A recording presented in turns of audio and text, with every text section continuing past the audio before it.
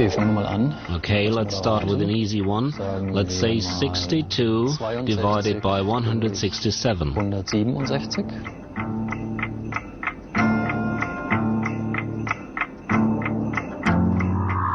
Neuroscientist Thorsten Fehr of Bremen University specializes in studying people with gargantuan powers of memory.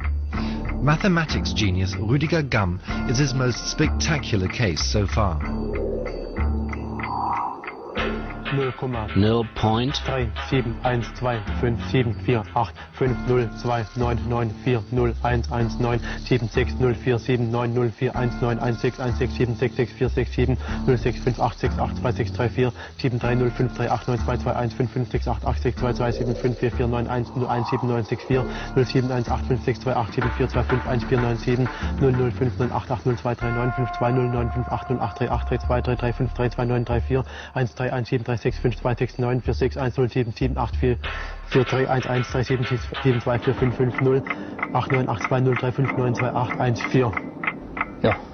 To the 30 places shown on the calculator, precisely.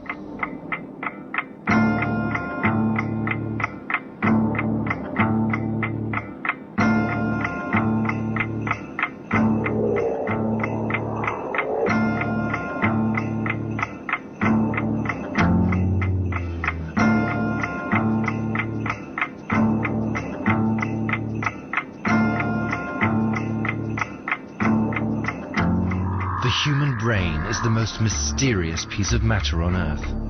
It was just as effective in the Middle Ages as it is on the internet.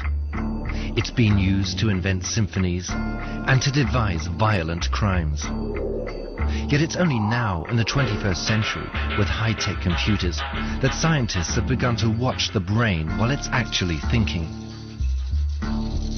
Their most important discovery is that it's almost a miracle that this peculiar thing in our heads works at all.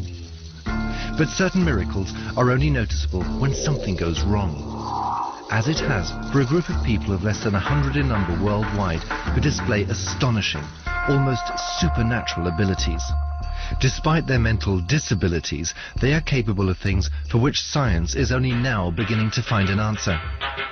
Scientists call these people savants, the knowing ones, and more than half of these mysterious people are autistic. Experts all over the world are now working on the question, is there a hidden genius within all of us?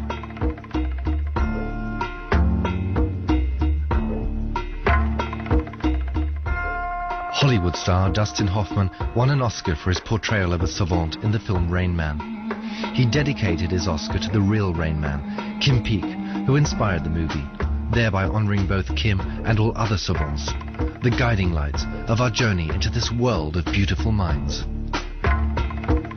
When he was about 4 and a half, he had memorized the first 8 volumes of a set of encyclopedias, which happened to be the index volumes. After just one helicopter flight, Stephen Wiltshire can draw the entire aerial perspective of cities. But he didn't speak his first words, pen and paper, until he was 5. He's able to absorb like a video recorder, just record what he needs, rewinds back to what he wants, plays, and it just comes out on paper. As a child, Matt Savage couldn't stand bodily contact. Sounds drove him crazy. At 6, he learned to play the piano. Overnight. He's been composing jazz since he was 7. He says to us that the music is already in him. He just understands these things that normally people have to learn. He reads it, he absorbs it, and it's his. 2/3 of all livestock handling facilities in the USA are designed by Dr. Temple Grandin. She's autistic and understands cows blindly, but to her, our human language is entirely foreign. If you got rid of all the genetics that makes autism, you wouldn't have Einstein. A little bit of that trait might give you a brilliant scientist, but too much of the trait and you get a non-verbal, very handicapped person that's going to have to live in a supervised living situation. With normal cognition, we don't call them savants, we call them geniuses, right? Or very talented, very gifted people. So by definition, savantism implied this kind of a juxtaposition of special skills and cognitive deficit. Until we can understand the savant, we can't understand ourselves. And no model of brain function is going to be complete until it can fully account for this incredible disparity.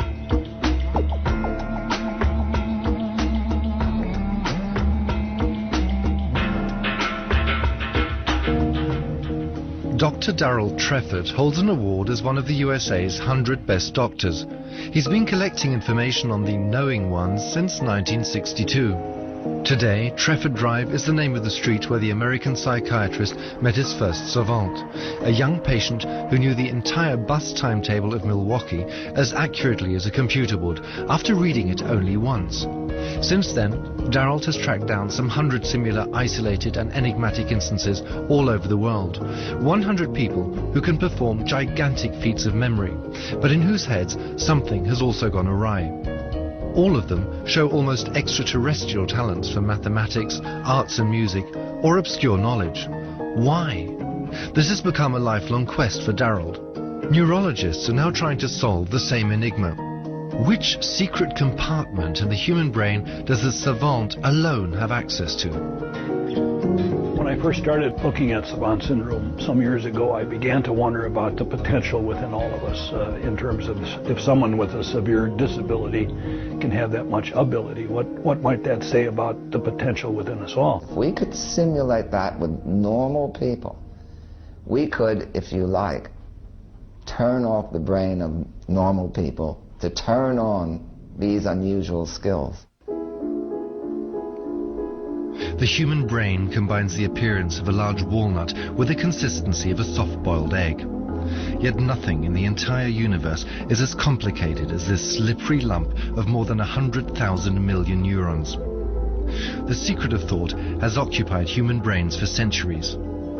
In anatomy collections around the world, elite brains have been held in storage, in the hope of someday finding out exactly what it is that makes people geniuses. Things advanced in the early 19th century when the German doctor Franz Josef Gall came up with a bold theory.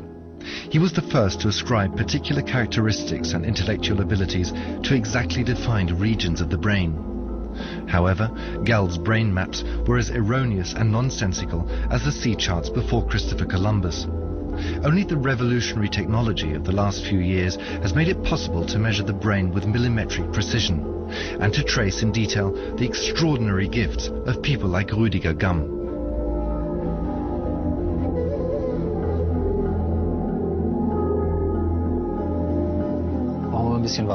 Okay, let's do a few exponents. Let's say 67 to the power of 33. Eine Dezillion. 821 Nonilliarden, 664 Nonillionen. 894 Oktilliarden, 730 Oktillionen. 78 Septilliarden, 753 Septillionen. 748 Sextilliarden, 347 Sextillionen, 739 Quintilliarden, 907 Quintillionen, 973 Quadrilliarden, 449 Quadrillionen, 122 Trilliarden, 612 Trillionen, 636 Billiarden, 443 Billionen, 46 Milliarden, 968 Millionen, 910.787. Right up to the last place, precisely. Ich weiß nicht mehr genau, wie alt ich war. I don't know anymore how old I was, maybe 2 or 3, when I learned by heart that Mount Everest was 29,017 feet, or that Columbus discovered America in 1492. Over the years I moved on from learning historical dates by heart to endless facts about manned spaceflight. Everything about history, geography or space travel interested me. Since I was a child I had a numerical grid in my head where I can fill in what I had learned. Da habe ich mir als Kind schon ein Zahlenraster aufgebaut, wo ich dann meine späteren Fähigkeiten habe wirklich reinlegen können. Scoring consistently below the pass mark at secondary school, Rüdiger Gumm did not give any hints of his superhuman mathematical abilities. Only when he was 20 did he realize, by chance, that he had what it took to be a mathematical genius. While listening to a mental arithmetic champion on the radio, Gumm played along and outdid the champion. Gumm began to train his talent. Today, he masters all two-figure numbers to the power of 50, 8-figure trigonometric functions, and pi to 5,000 decimal points. Gumm earns his money as a mind coach, advising National League teams and top managers on how to improve their memory and concentration.